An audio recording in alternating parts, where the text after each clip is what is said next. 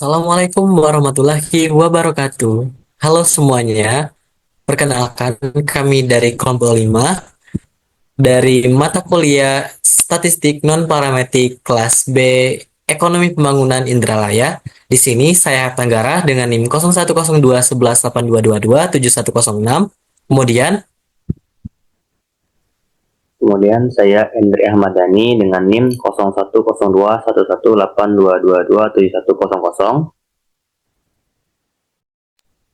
Dan ada saya Monica Ayu Lestari Lubis dengan NIM 01021282227071. baik, di sini kami akan menjelaskan mengenai uji statistik non-parametrik yang telah kami pelajari, diantaranya uji satu sampel, uji dua sampel berpasangan, uji dua sampel independen, uji sampel berpasangan, uji validitas dan reliabilitas, dan terakhir uji sampel besar. Selamat menyaksikan. Oke, halo semuanya. Jadi di video kali ini saya akan menjelaskan mengenai uji satu sampel, yakni uji rantes. Nah, sebelum itu silahkan teman-teman untuk siapkan lembar kerja SPSS-nya. Di sini saya telah mempunyai data dari yang telah saya kumpulkan, yakni untuk X1-nya sudah ada, X2-nya, kemudian X3-nya, dan kemudian Y-nya. Untuk X1-nya ini adalah motivasi belajar, kemudian untuk X2-nya itu infrastruktur belajar, untuk X3-nya kualitas pengajar, dan Y-nya adalah prestasi belajar mahasiswa.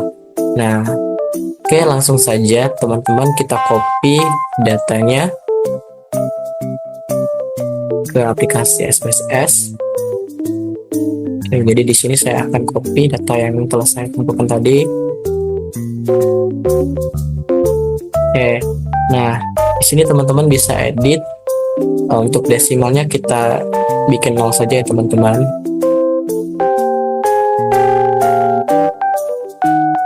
Oke. Kemudian untuk nama variabelnya tadi, untuk yang pertama itu X1, kemudian untuk variabel kedua X2, variabel ketiga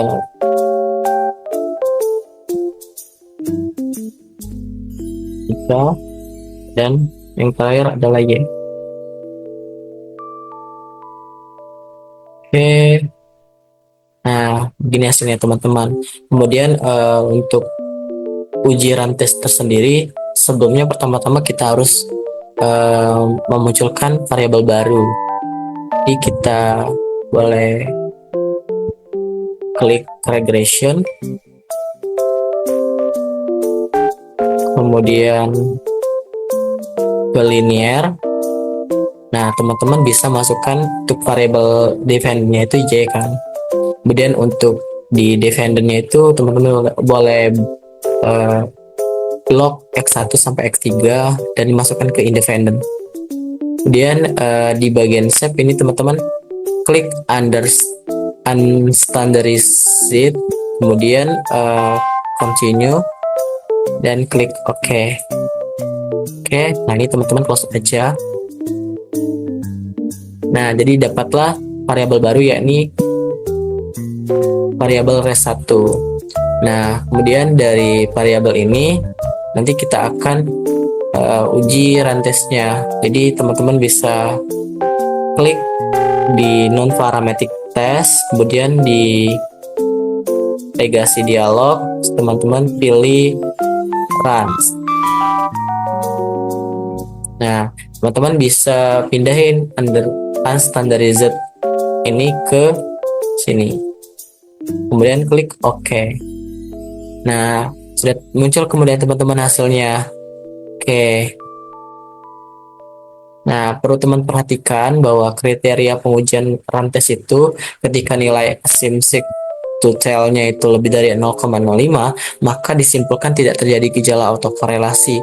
Kemudian kalau misalnya nilai asymmetric tutelnya itu kurang dari 0,05, maka disimpulkan terjadi gejala autokorelasi. Nah, di sini teman-teman kita lihat bahwa hasil asymmetric tutelnya itu 0,193, berarti dapat kita simpulkan asymmetric tutelnya itu lebih dari 0,5, berarti tidak terjadi gejala autokorelasi pada data kita. Oke, mungkin sekian untuk uji run test. Terima kasih.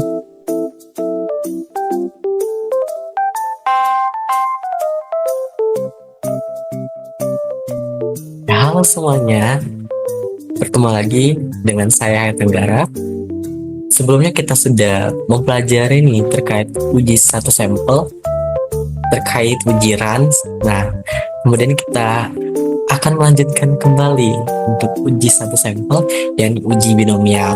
Nah, teman-teman semuanya, di sini saya sudah mempunyai data terkait pembelian sabun cair setelah adanya diskon. Nah, di sini datanya dalam skala nominal. Untuk angka 1 ini berarti terjadinya pembelian atau iya. Kemudian yang angka 2 ini tidak terjadi pembelian atau dengan kata lain tidak. Nah, mungkin kita langsung aja teman-teman untuk uji binomial ini. Jadi teman-teman bisa klik analyze, kemudian teman-teman cari non-parametric test, kemudian legasi dialog, dan teman-teman nanti akan ketemu dengan opsi binomial. Nah, teman-teman klik aja untuk opsi ini. Nah, di sini kan teman-teman sudah memiliki satu variabel yakni pembelian sabun ya teman-teman. Jadi teman-teman pindahkan ke kotak bagian test variable list. Oke, diklik aja ini, terus sudah pindah. Kemudian teman-teman tinggal oke, teman-teman. Nah, tadi kita sudah melakukan pengujian dan inilah hasil dari binomial test kita. Nah, di sini teman-teman kita lihat pada bagian x-aksis tutelnya ini.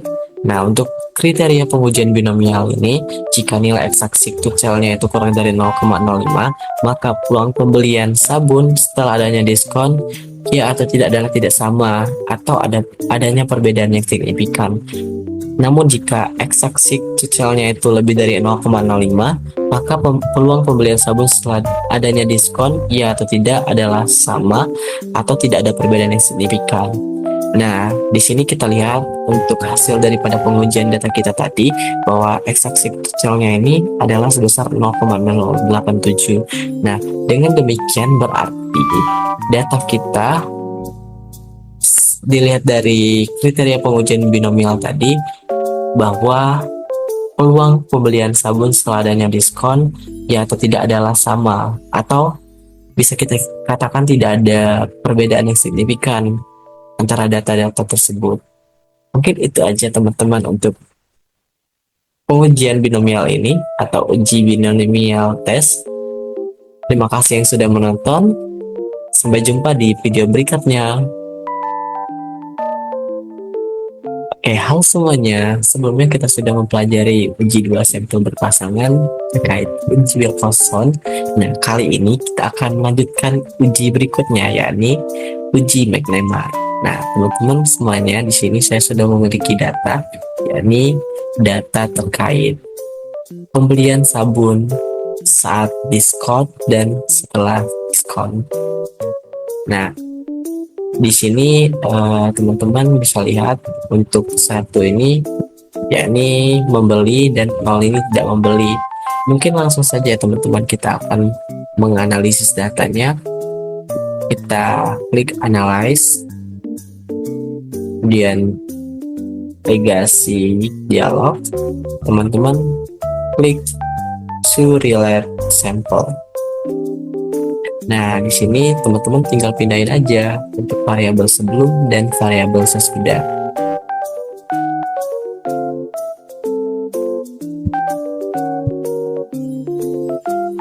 Oke. Nah, di sini teman-teman klik McNemar dan untuk hasilnya klik OK. Nah, teman-teman, tadi kita sudah melakukan pengujian nih terhadap data kita. Nah, inilah hasil dari pengujian kita.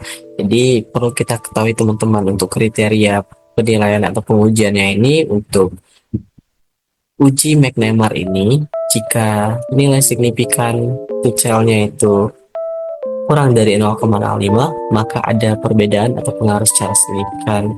Sebaliknya, jika nilai signifikan tucel dari hasil yang kita dapatkan itu lebih dari 0,05, maka tidak ada perbedaan atau pengaruh secara signifikan.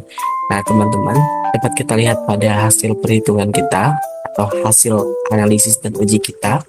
Nah, dapat kita lihat pada layar bahwa kita mendapatkan angka untuk signifikan data kita sebesar kurang dari 0,01. Artinya,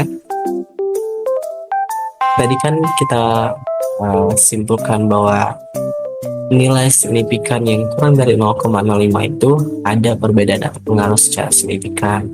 Nah, dengan berarti data yang kita uji tadi ternyata memiliki perbedaan atau pengaruh secara signifikan. Oke, teman-teman, itulah hasil pengujian untuk McNemar kita. Terima kasih sudah menonton, semoga bermanfaat, dan sampai jumpa di video-video berikutnya. Dadah. Halo semuanya, kembali lagi bersama saya Hayat dalam pembelajaran statistik non-parametrik. Kali ini saya akan membahas mengenai uji dua sampel berpasangan. Nah, untuk kali ini saya akan melakukan uji Wilcoxon. Nah, teman-teman, di sini saya sudah memiliki data terkait pembelian kuota saat perkuliahan online dan perkuliahan offline. Di sini saya akan melihat seberapa sih perubahan atau perbedaan yang signifikan antara pembelian kuota internet saat kuliah online dan saat kuliah offline. Baik, mungkin langsung saja kita akan melakukan pengujian olah datanya. Teman-teman boleh klik analyze, kemudian di non-parametric test, teman-teman pilih legacy dialog. Nah, teman-teman boleh mengklik to related samples. Nah, di sini teman-teman bisa memindahkan untuk variabel online dan offline-nya ke test fires seperti ini. Nah, klik Wilcoxon. Oke, teman-teman, kita sudah mendapatkan hasil dari pengujian tadi. Ini bisa kita lihat di tabel tes statistik bahwa untuk signifikan untuk data kita yakni kurang dari 0,01, maka dapat kita simpulkan bahwa tidak terdapat perbedaan signifikan dalam pembelian kuota internet mahasiswa antara saat kuliah online dan offline, atau dengan kata lain H0 diterima. Oke, cukup sekian untuk penjelasan singkat terkait uji Wilcoxon. Kita akan lanjut ke video berikutnya. See you guys. Oke, di sini saya akan menjelaskan mengenai uji Mann-Whitney. Untuk uji Mann-Whitney sendiri data yang saya ambil adalah data nilai keputusan mahasiswa maba, mahasiswa baru dengan mahasiswa lama. Jadi di sini adalah hasil yang sudah didapatkan dengan tingkat 1 ini adalah keterangannya untuk mahasiswa baru, dan 2 di sini adalah untuk mahasiswa lama. Jadi untuk datanya seperti itu, dan untuk runnya kita ke variabel Q dulu. Jadi sini sudah saya rubah untuk hasil. Di sini adalah hasil penilaian fasilitas di Fakultas Ekonomi. Ini tingkat adalah tingkat mahasiswa itu mahasiswa baru atau mahasiswa lama. Jadi sudah saya rename dan labelnya sudah saya ganti di sini. Dan kita ke values untuk yang hasil kita kosongkan saja, dan untuk values yang tingkat kita masukkan untuk value 1 itu untuk tingkat awal, dan nanti dipencet add saja di sini. Tapi di sini karena sudah saya masukkan, jadi sudah kita lanjut saja langsung. Untuk yang kedua juga value-nya 2, dan di sini nanti diisi untuk tingkat akhir dan pilih add saja di sini nanti. Oke, kalau sudah kita klik OK. Untuk keseluruhan yang lainnya kita biarkan saja.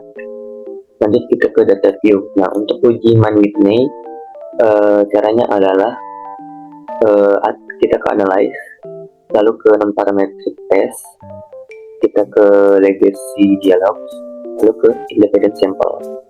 Oke, untuk hasilnya tadi sudah saya sempat pindahkan, jadi saya ulangi lagi. Untuk hasilnya itu, untuk hasil penilaian ini kita pindahkan ke test variable, dan untuk tingkat mahasiswa baru dan akhirnya kita pindahkan ke grouping variable. Dan di sini kita rubah dulu bentuknya. Untuk group 1 itu 1 untuk tingkat mahasiswa baru, dan ini 2 untuk mahasiswa lama. Lalu kita klik continue di sini. Selanjutnya kita centang di bagian sini, bagian Man Whitney, karena kita mau analisis uji Man Whitney. Lalu kita klik OK.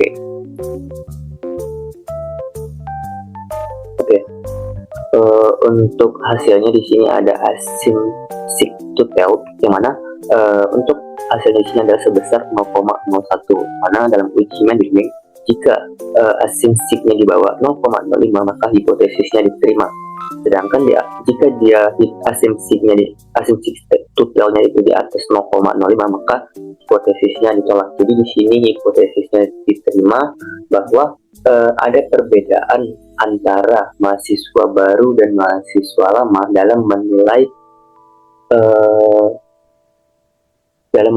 fasilitas yang ada di Fakultas Ekonomi Unsri.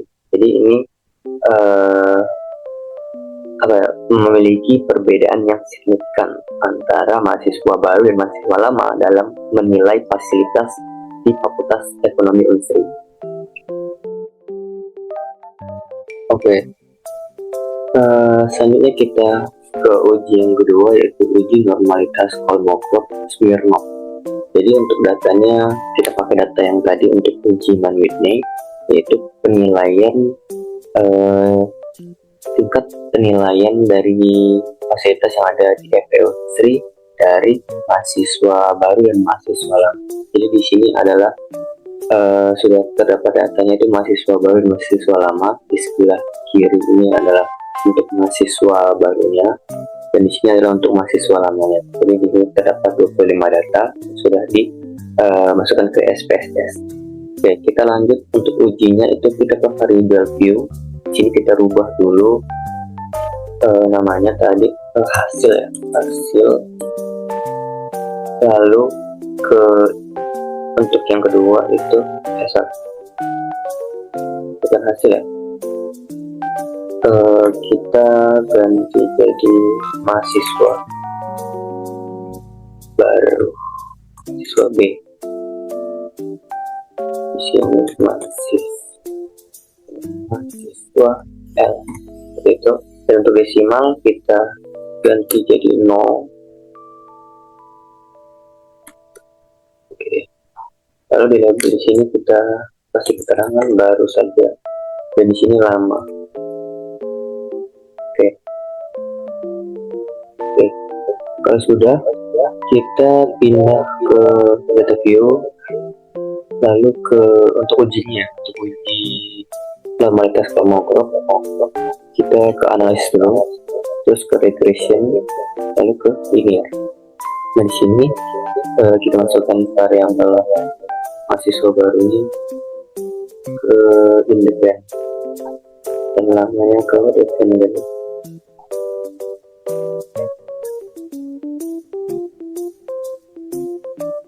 Lalu kita pilih space, check. Kita cetak di bagian unstandardized seperti, lalu kita klik option continue. Lalu kalau sudah kita klik OK. Oke, di sini sudah terlihat hasil dari ini dia tadi hasilnya. Kita balik ke bagian sini. Oke, di sini ada untuk nilai residualnya. Jadi untuk menguji Kolmogorov Smirnov, kita harus mencari nilai residualnya dari dua variabel ini, dan di sini sudah terdapat hasil dari residualnya. Oke, untuk uji Kolmogorov Smirnov, kita ke analyze, lalu ke parametric test, lalu ke legacy dialog, lalu ke one sample KS atau Kolmogorov Smirnov. Nah, di sini karena kita sudah mendapatkan nilai residualnya, kita masukkan untuk nilai residualnya saja ke test variable list, dan untuk normal jangan lupa dicentang, lalu kita klik OK. Dan untuk hasilnya, di sini kita dapat membentuk asymptotalnya itu sebesar 0,200, yang mana dalam uji Kolmogorov Smirnov test ini jika dia di atas 0,05, maka nilai residual itu berdistribusi normal. Karena ini di atas 0,05, jadi untuk data yang saya pakai ini berdistribusi normal dan sudah teruji di Kolmogorov Smirnov test. Oke, selanjutnya kita akan menguji koran. Jadi untuk datanya dulu. Oke, untuk datanya adalah di sini ada 3 sampel, yang mana dalam ketiga ini adalah pengambilan sampel secara online, offline maupun hybrid. Jadi seberapa besar pengaruh dalam pengambilan sampel untuk menjawab ya dalam ketiga kondisi tersebut. Jadi di sampel pertama itu adalah pengambilan sampel secara online, dan di sampel kedua itu secara offline, dan ketiga itu secara hybrid, online maupun offline. Di sini untuk pengambilan sampel dari ketiga sampel ini, kita akan uji apakah memiliki peluang yang sama untuk mendapatkan nilai ya dari pengambilan data secara online, offline maupun hybrid. Untuk menguji kita di sini menggunakan coherent test. Caranya itu dengan kita ke untuk variable view dulu ya. Variable view kita ganti sampel 1 sampai 2 sampai 3 di sini, dan juga labelnya jangan lupa diganti. Dan untuk value di sini kita ganti untuk 0 itu tidak, untuk jawaban 0 itu tidak ya, untuk 1 itu ya. Begitupun untuk yang pengambilan sampel kategori yang lain apa. Oke, kita langsung ke analisnya saja. Untuk analis uji koherennya kita ke analyze, lalu ke non-parametric test, ke legacy dialog, langsung ke let sample. Nah, di sini karena sudah saya masukkan tadi, sudah sempat saya coba. Jadi untuk ketiga sampel itu, ketiga variabel itu, kita masukkan ke test variable. Untuk tes tipenya kita centang di bagian coherent. Langsung kita klik OK. Oke, di sini sudah terlihat untuk uji coherent. Kita lihat di bagian tes statistik. Di sini terlihat bahwa asymmetric itu sebesar 0,116 atau di atas 0,05. Hasilnya itu di atas 0,05, yang mana Bapak dapat kita simpulkan pengambilan sampel secara online, offline maupun hybrid itu tidak memiliki perbedaan yang signifikan. Jadi mau itu secara online, secara offline maupun hybrid, pengambilan sampel untuk mendapatkannya itu tidak berpengaruh di sana, seperti itu. Oke, kita lanjut ke uji selanjutnya, itu uji fitment. Jadi dalam pengambilan data ini untuk hipotesisnya, apakah terdapat perbedaan tingkat kepuasan mahasiswa terhadap metode pembelajaran secara tatap muka atau offline, daring, online, dan hybrid yang diterapkan selama 1 semester. Jadi di sini sudah saya dapatkan datanya itu tingkat kepuasan itu skala 1 sampai 10. Di sini ada online, offline maupun hybrid. Untuk variable view kita checking di sini, namun jangan lupa diganti. Dan juga di sini kita pilih ordinal karena di sini kita menggunakan data tingkatan. Oke, untuk uji treatment caranya adalah dengan caranya itu kita klik analyze, lalu ke non-parametric test, lalu ke legacy dialog, lalu ke create sample. Karena di sini sudah saya masukkan tadi, jadi untuk ketiga variabel ini kita pindahkan ke test variabel. Dan jangan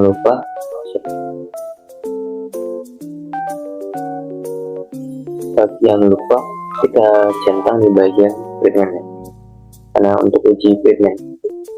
Lalu kita klik OK.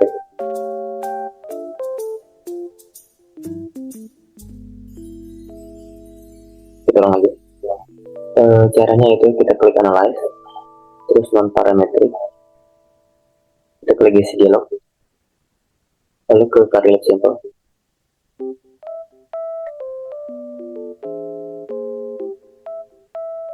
Lalu kita masukkan seluruh variabel ini ke variabel test, lalu diklik treatment-nya, lalu kita klik OK. Oke, di sini kita langsung ke bagian tes statistik. Di sini terlihat asinsipnya itu di 0,001, artinya di bawah 0,005, yang mana jika di bawah 0,005 itu H0 ditolak. Hasilnya di sini kita langsung ke tes statistik di bagian asinsip. Jadi untuk hasil dari uji treatmentnya itu sebesar 0,001, yang artinya di bawah 0,005. Artinya H0 ditolak di sini. H0 ditolak artinya terdapat perbedaan kuliah online, offline, dan juga hybrid terhadap tingkat kepuasan mahasiswa selama kuliah 1 semester. Jadi di sini terdapat perbedaan antara ketiga variabel tersebut. Oke, selanjutnya kita akan menguji menggunakan uji Kruskal-Wallis. Jadi data yang saya ambil di sini adalah data dari ketiga jurusan, yaitu Fakultas Teknik, Kedokteran, dan Ekonomi dalam jam belajar. Di sini untuk poin 1 di sini adalah untuk Fakultas Teknik, poin 2 di sini adalah untuk Fakultas Kedokteran, dan poin 3 adalah untuk Fakultas Ekonomi. Jadi untuk analisisnya kita ke review dulu, kita rubah dulu di bagian sini jurusan, dan untuk value-nya sudah sempat saya rubah di sini untuk 1 teknik, 2 kedokteran, 3 ekonomi. Oke, untuk analisis menggunakan uji Kruskal-Wallis itu kita ke analyze, lalu kita ke bagian non-parametric test, ke legacy dialog, dan ke independent sample.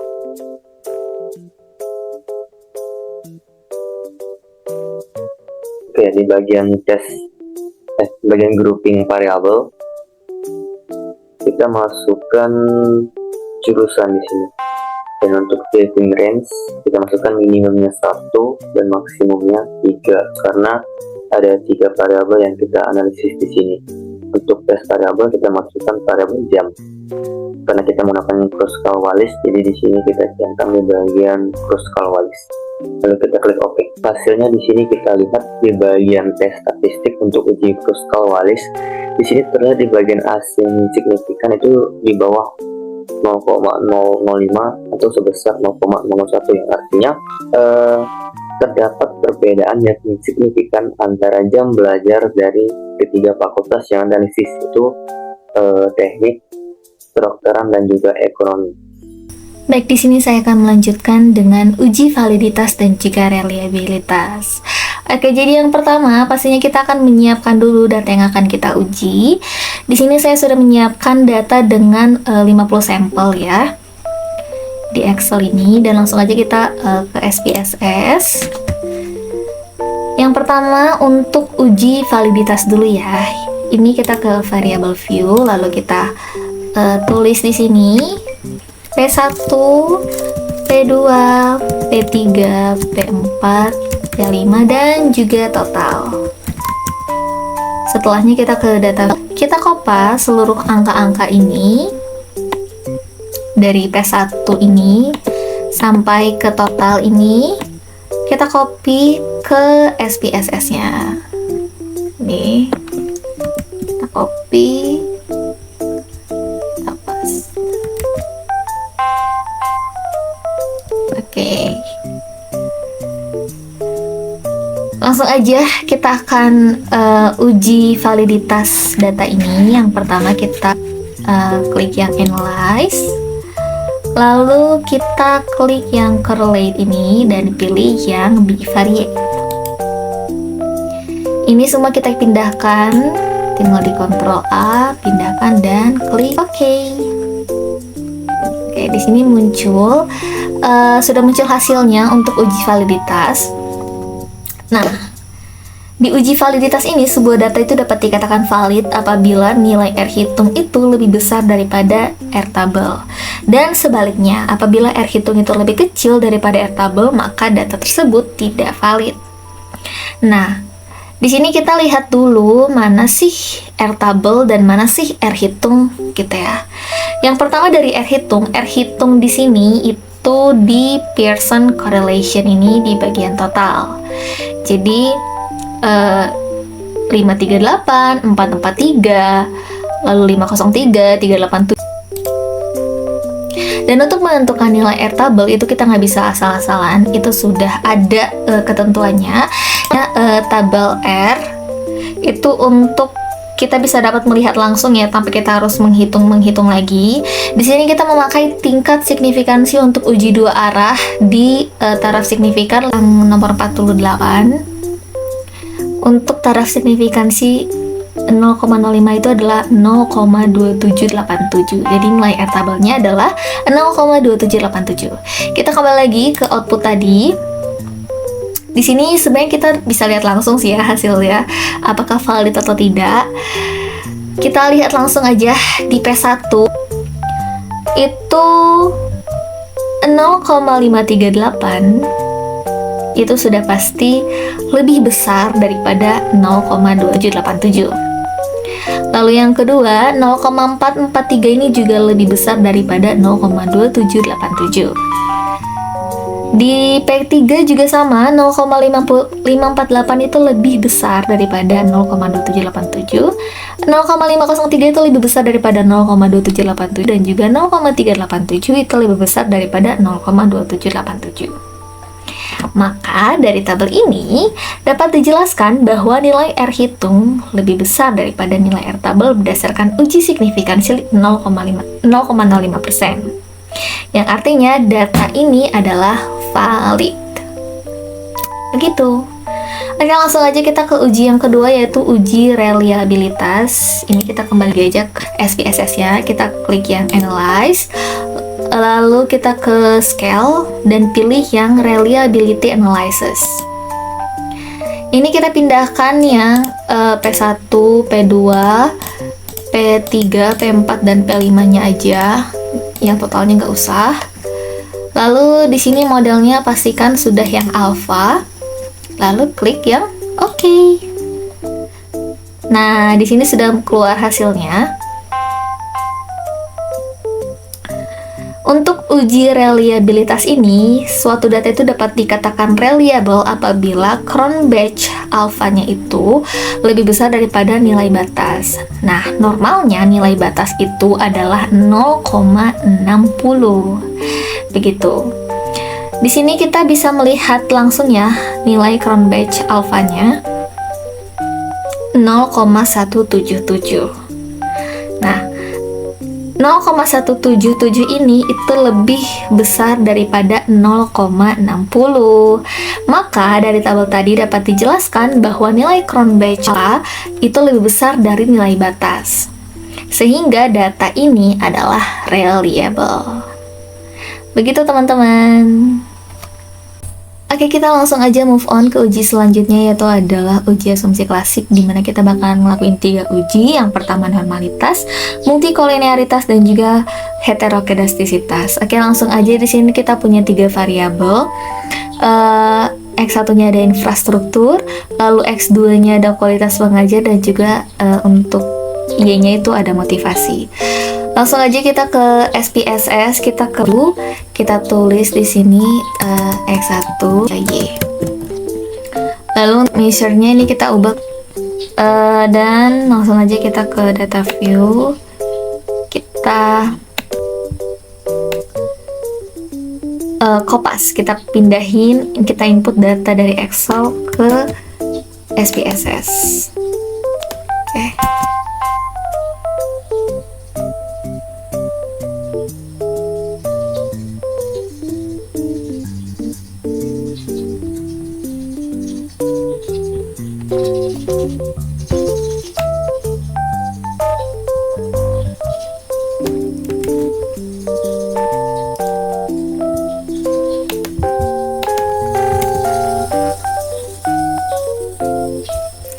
Nah, disini langsung aja kita klik analyze, terus habis itu ke regression dan linear. Nah, X1 dan X2 nya ini kita pindahin ke independent, terus yang Y-nya ini kita pindahin ke dependent. Di bagian statistics ini kita pilih yang collinearity diagnostic ini, terus pilih continue. Di bagian plots ini kita pilih yang ini, itu dipindah ke Y, dan ini itu dipindahkan ke X. Yang histogram ini di checklist, dan yang normal probability plot ini juga di checklist, continue. Di bagian save kita pilih yang ini, yang unstandardized residuals, terus continue. Setelah itu kita klik OK.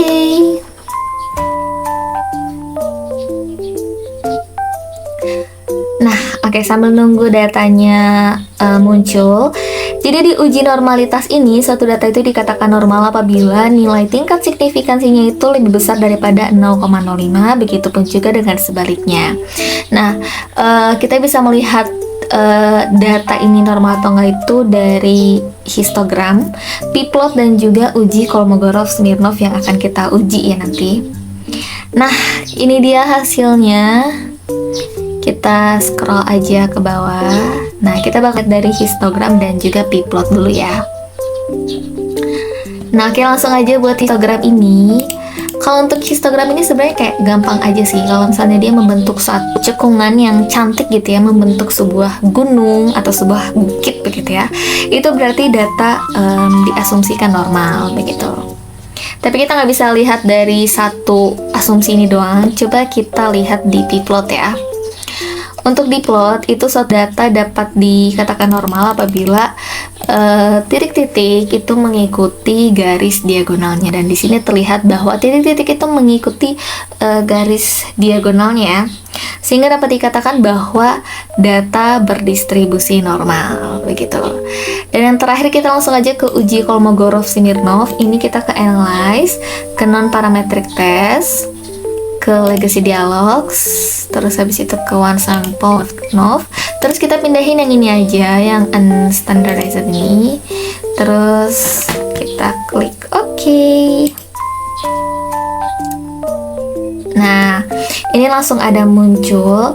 Jadi kalau di Kolmogorov-Smirnov ini kita lihat hasilnya di ini, di asymmetric to tailored ini. Nah, sebenarnya di sini udah ditulis ya, test distribution is normal, tapi kita perlu bukti juga gitu, kenapa atau mengapa atau di mana sih bukti kalau data ini tuh berdistribusi normal. Jadi, dapat dikatakan normal itu apabila hasilnya itu lebih besar daripada 0,05, dan dari uji ini dapat disimpulkan bahwa data berdistribusi normal karena 0,200 itu lebih besar daripada 0,05. Begitu teman-teman semua. Oke, lanjut aja kita ke multikolinearitas. Kalau untuk multikolinearitas ini, untuk melihat ada atau tidaknya itu kita bisa lihat dari VIF atau Variance Inflation Factor, dan juga tolerance value-nya. Nah, jika VIF-nya itu di bawah atau kurang dari 10 dan tolerance value-nya itu lebih besar daripada 0,01, maka tidak terjadi multikolinearitas, begitupun juga sebaliknya. Nah, di sini kita bisa dilihat di bagian koefisien. Ya, di tabel koefisien ini di bagian collinearity statistik. Di sini ada tolerance dan VIF. Nah, berdasarkan tabel ini diketahui bahwa nilai VIF variabel infrastruktur X1 dan variabel kualitas pengajar X2 adalah 1, yang berarti lebih kecil daripada VIF yang sudah ditentukan, yaitu 10. Dan nilai toleransi value-nya adalah 1, yang berarti lebih besar daripada 0,01. Maka dapat disimpulkan bahwa data tidak terjadi multikolinearitas. Dan langsung aja yang terakhir kita ke uji heterokedastisitas, di mana uji ini tuh dilakukan dengan menggunakan scatter plot, itu dengan pengambilan keputusan jika titik-titik menyebar di atas atau di bawah dan membentuk satu pola tertentu, maka tidak terjadi heteroskedastisitas. Nah, di sini dapat dilihat ya teman-teman, bahwasanya titik-titiknya itu menyebar di atas dan di bawah dan membentuk satu pola tertentu. Maka dapat disimpulkan bahwa data tidak terjadi heteroskedastisitas. Begitu teman-teman, begitulah mengenai uji asumsi klasik. Jadi kita hanya melakukan satu kali uji, satu kali analyze, paling tadi tambahan di Kolmogorov-Smirnov ya. Oke, kita lanjut ke uji terakhir, yaitu uji T dan uji F. Oke, di sini langsung aja kita ke uji yang terakhir, yaitu uji T dan uji F. Jadi kalau di uji T dan uji F ini kita harus tentuin dulu nih yang mana variabel independen dan variabel dependennya. Nah, di sini aku masih memakai variabel yang sama. Untuk variabel independennya itu ada infrastruktur dan kualitas pengajar, sedangkan untuk variabel dependennya itu ada motivasi belajar. Oke, langsung aja kita eksekusi datanya. Ini kita ke SPSS dulu. Kita ke variabel view, kita tulis X1, X2, dan juga Y. Terus di desimal ini kita ubah jadi 0 semua. Terus di sini kita bisa tulis nama variabel tadi ya. Infrastruktur, kualitas pengajar, dan juga motivasi. Oke, langsung aja kita ke data view dan kita input data dari Excel ke SPSS.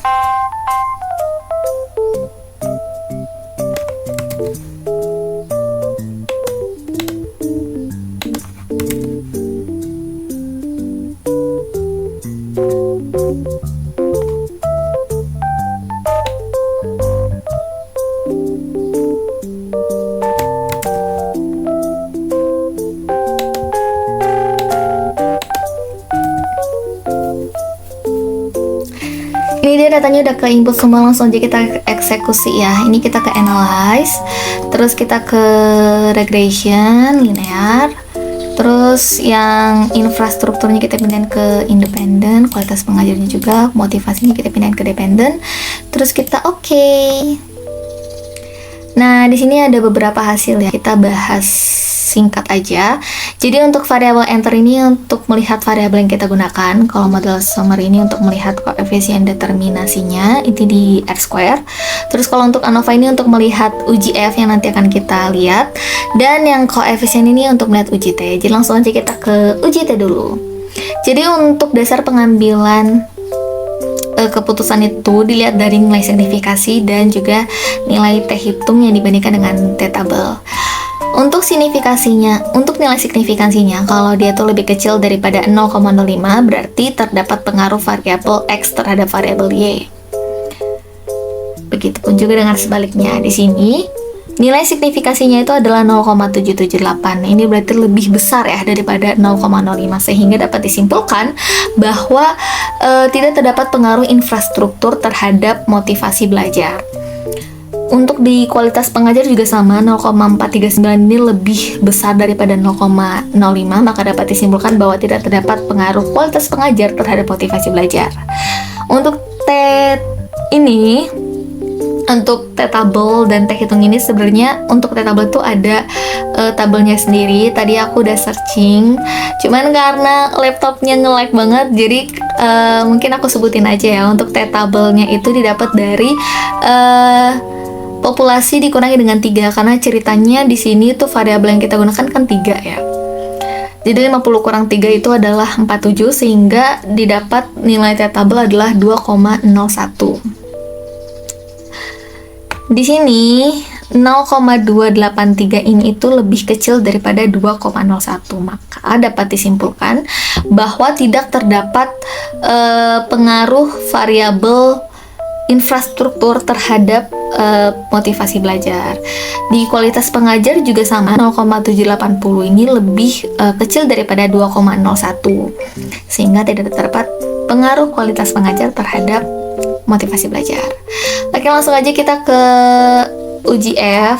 Kalau uji F ini kita di ANOVA ini. Ini kita lihat aja langsung di signifikansi dan uji dan F-nya ini ya.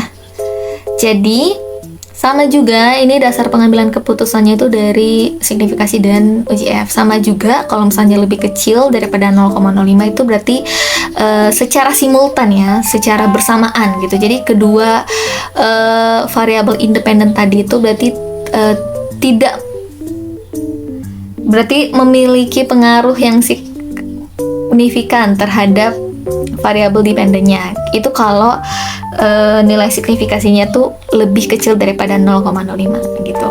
Nah, di sini kita bisa lihat kalau 0,710 ini itu lebih besar daripada 0,05, sehingga dapat disimpulkan bahwa tidak terdapat pengaruh signifikan ya untuk infrastruktur dan kualitas pengajar terhadap motivasi belajar begitu. Dan untuk F tabel ya, dan F hitung ini juga sama. F tabel itu udah ada ketentuannya sendiri. Itu aku sebut aja, kalau untuk F tabelnya itu adalah 3,19. 3,19 itu dari mana? Jadi K-nya ini itu menjadi 2. Jadi kualitas pengajaran infrastruktur ini kita jadikan satu variabel, dan